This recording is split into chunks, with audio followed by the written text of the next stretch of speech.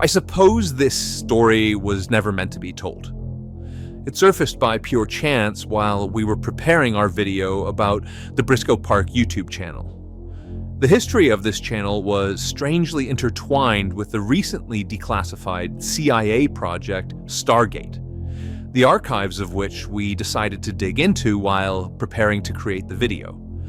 And so, on the other side of that door, buried in the very heart of the intelligence archives, hid the ghost of an incredible Soviet scientific experiment in which scientists successfully broke through the walls of our world and established contact with that which was looking at them from the outside.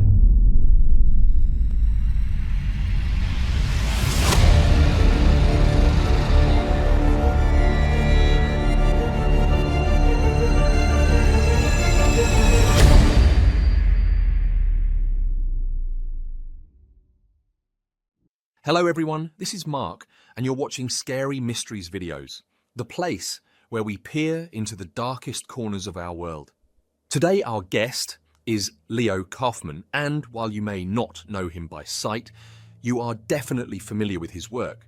Leo is one of our researchers, and he was the driving force behind our investigation of the YouTube channel Briscoe Park.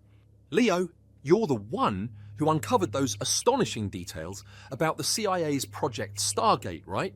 Hi, Mark. It's nice to finally step out from behind the scenes. That's right. And to be honest, that project wasn't the final point for me, but rather the beginning of a big journey. Once I started pulling on the Stargate thread, I couldn't stop, and I dove headfirst into these declassified files. Mark, there's a ton of material there, a real treasure trove of all sorts of incredible stories. Okay, let's back up for a second. For those who might have missed our Briscoe Park episode, sketch out the picture. What exactly was Project Stargate? Of course. In a nutshell, Stargate was the CIA's official top-secret program for researching paranormal phenomena, things like remote viewing and extrasensory perception. The project ran for decades before it was finally shut down in 1995. Then, in 2017, the agency declassified and dumped a massive online archive of its documentation. The official reason for its termination was a lack of convincing evidence of the project's value. In other words, the official line was that it was a waste of taxpayer money on occult nonsense. But the reason the project ended is nowhere near as interesting as the reason it began. This wasn't some wild idea born in the halls of Langley. Stargate was a direct, almost panicked reaction to what the Soviets were doing. The Soviets? What exactly were they doing? According to intelligence reports I found in those same declassified documents, in the early 70s, the Soviet Union was pouring over 60 million rubles a year into what they called psychotronic research. That's not just a lot of money. For the time, it was an astronomical sum. Imagine the atmosphere at Langley. They were terrified. The intelligence community genuinely believed the Soviets were on the verge of creating some kind of game-changing mental weapon. And Project Stargate was their desperate, almost feverish attempt to close that gap. Incredible! Were there any specific examples of Soviet research in these files? Anything tangible? You bet. And this is where it gets really interesting. The documents contained a whole list of Soviet projects, each with its own code name. Some of them sound like pure science fiction. Of course, you can't rule out the possibility that it was all just brilliant, multi-layered disinformation, a canard that the KGB deliberately fed to the CIA. Making your enemy chase ghosts, it's a classic move. But even if it's fiction, it's damn fascinating fiction. And a few experiments were described in such detail that it gives the impression that the CIA had its own very good source on the inside. I want to talk about one of these experiments today. The project was codenamed Amalgam. Its stated goal was the study of parallel spaces to create a long-range reconnaissance system. And unlike many of the Stargate experiments, this one, it seems, was not a dud. According to the report, its results were so frightening that the project was shut down overnight and never revisited. That sounds incredibly intriguing. Tell me more. With pleasure. So, November 15th, 1974. The setting is Akademgorodak in Novosibirsk, a closed scientific city in the middle of Siberia. The project was headed by Kirill Bagritsky, a doctor of sciences and a specialist in quantum mechanics. Working with him were Svetlana Zorina, a laser technology expert, and a young, brilliant theoretical physicist, Grigory Kovalov, who, it seems, was the real driving force behind this project, as the entire theoretical basis for this experiment was his brainchild. The scientific paper he was preparing under Bagritsky's supervision was titled A Study of the Possibility of Observing Parallel Quantum States of Macro Objects by Means of a System of Coherent Mirrors. To translate that into plain language, the guy was trying not just to prove, but to literally peer into the parallel worlds whose existence was predicted by the many worlds interpretation of quantum mechanics. Amazing! So what was the actual experiment? They built a special room entirely lined with mirrors made of a rare alloy of silver and neodymium, with chairs for the staff placed in the center. Using a complex laser installation and the system of mirrors, they generated what the report concisely termed a coherent field. According to Kovalyov's idea, this field was supposed to create the conditions for visually observing other versions of our reality. As I understand it, his senior colleagues, Bagritsky and Zorina, were highly skeptical of this venture. But someone high up in the Soviet hierarchy apparently believed in these, at first glance, insane theories, and gave it the green light, and, more importantly, allocated serious funding for it. And I'm guessing things didn't go as planned. Well, that depends on what you consider the plan. At first, when they ran the system in test mode, everything looked normal, beautiful even. At 2:30 p.m., they activated the laser system, bathing the room in a light of a specific wavelength chosen by Kovalev. The reports describe it as a soft blue glow. The mirrors caught each other's reflections, creating an endless hypnotic corridor of light. The whole scene, as I picture it, was less like a lab experiment and more like some kind of high-tech seance. And then Zorina noticed the first anomalies. In one of the mirrors, her reflection started to lag by a fraction of a second, almost imperceptible to the naked eye, but the instruments recorded the discrepancy. And then, in another mirror, her reflection moved before she did. It raised its hand a moment before she raised hers. Creepy.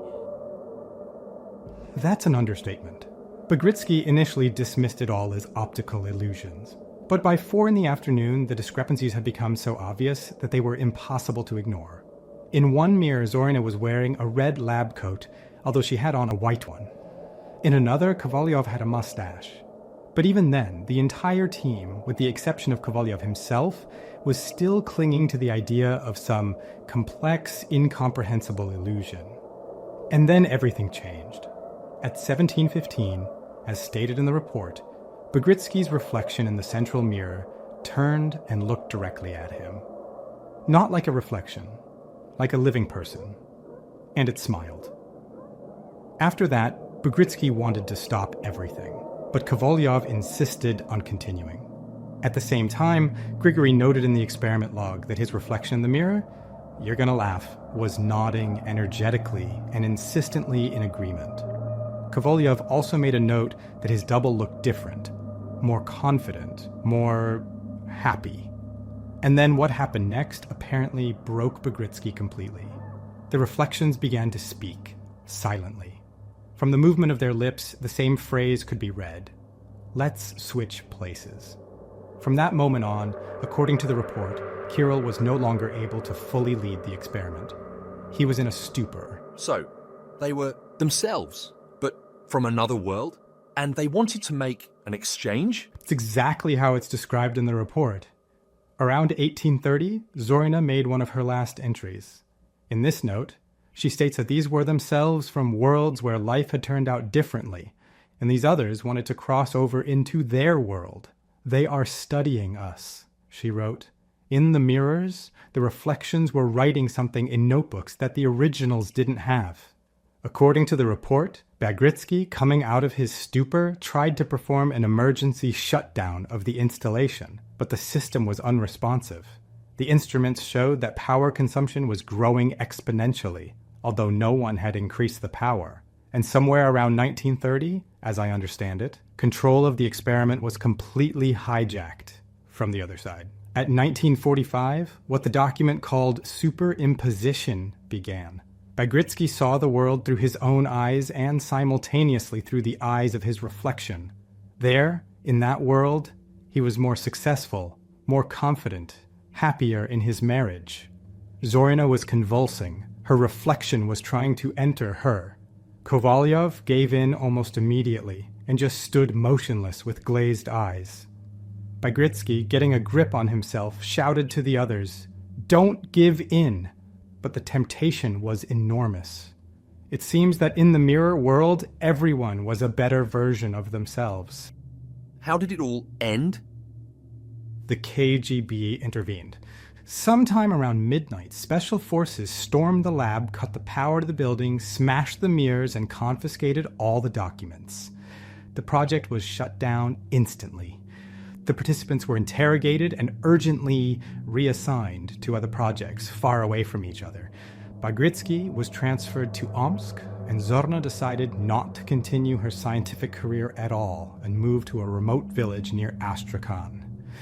The report includes testimony from her neighbors. She lived as a hermit and was terrified of mirrors for the rest of her life. As for Grigory Kovalyov, he vanished without a trace that very night. A week later, a note was found in his empty apartment. "I am not me. I am who I was meant to be. Don't look for me." Leo, that is an absolutely insane story. A ready-made movie script. Absolutely. You know what's the most incredible part? Amalgam is just one project on a list I found in those files. There's stuff in there that's even weirder. Stories that make this experiment look almost tame by comparison. But that, I think, is a conversation for another time. Did you hear that? Sounds like Leo is just getting started. Leo, we absolutely have to have you on again. Consider it a promise. All right, there you have it. So, if you want to hear more of these declassified stories and find out just how deep this rabbit hole goes, you know what to do. Subscribe, hit that notification bell. We'll be waiting for you in the next episode. Thanks for being with us, and we'll see you in a couple of weeks. Bye! See you next time. Subscribe to Scary Mysteries videos right now. Immerse yourself in the unknown and become part of the revelation.